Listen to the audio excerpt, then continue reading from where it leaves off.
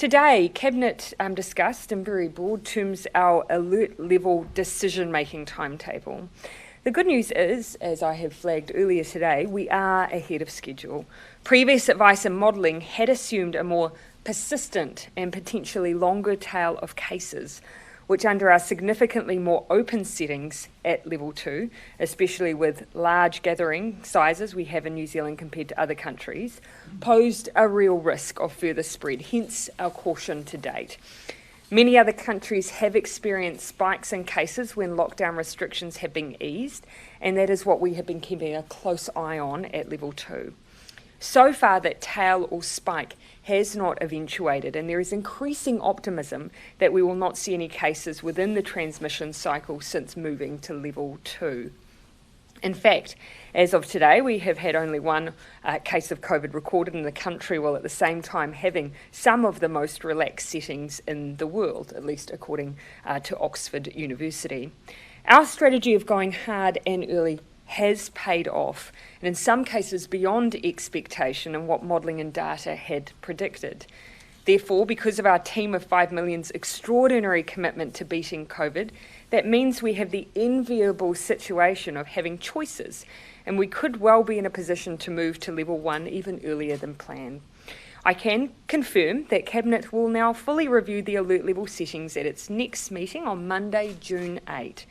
If and only if there are no further unexpected cases over the coming days, then we could be in a position to move to alert level 1 that week.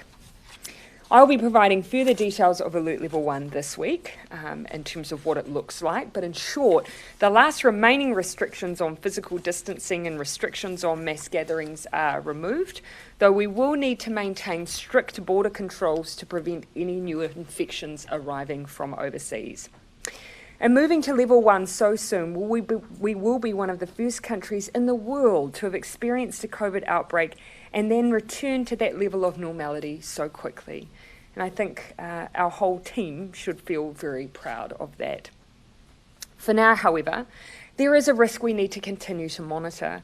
With crowd sizes only moving to 100 over the weekend, we will keep an eye on numbers through this week, especially the end of the week, to see if new cases come through, and we'll be also looking closely at the results of testing of people with respiratory symptoms to see if any of these infections are due to residual COVID-19 in our communities, and keeping in mind again the ongoing caution we have due to the issue of asymptomatic transmission.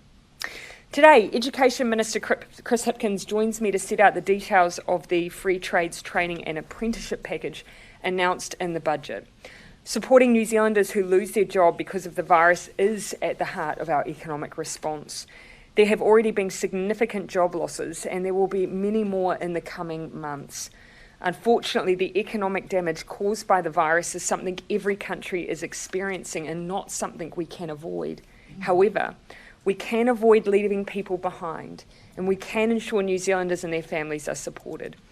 You will have heard me speak before a number of times of my memories of big job losses in the 80s and 90s when unemployment was also high. That memory is etched in my mind and informs my values and decisions today. That's why the government is so focused on job creation at this stage of the recovery, creating opportunities for those without work to move into something quickly.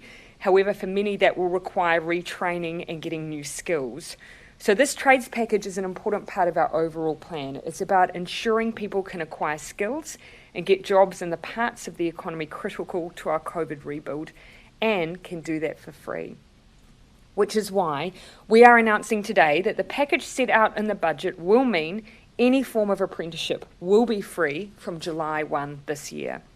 This is a direct help to small businesses thinking about taking on an apprentice, and also ensures we are incentivising even more people entering the trades that we have skills shortages in. The theme of the budget was rebuilding together, and this investment in those who have lost their jobs and in the businesses taking on apprentices shows that plan in action. Businesses, workers and government working together to create jobs and fill skill shortages. I'll now hand over to Minister Hipkins. Thank you, Prime Minister. The Trades Training and Apprenticeships Fund will support learners of all ages to undertake vocational education and training at no cost. The fund will initially target support for areas of study and training that will give learners the best opportunity to gain employment following COVID-19. Apprentices working in all industries will have their costs paid, and high demand areas, including regional New Zealand, will be targeted. We know that as a result of COVID-19, many New Zealanders will be looking to retrain and people will be needing to upskill as they seek redeployment. We're working very hard to connect both sides of that equation by making this process as simple and as practical as possible. So this is designed not for just school leavers, but for people of any age who are looking to change employment and retrain as the circumstances in their life have changed. Every course is different, but the cost for learners at tertiary providers or industry trainees and apprentices can be between $2,500 to $6,500 per year, and we will be covering all of that cost.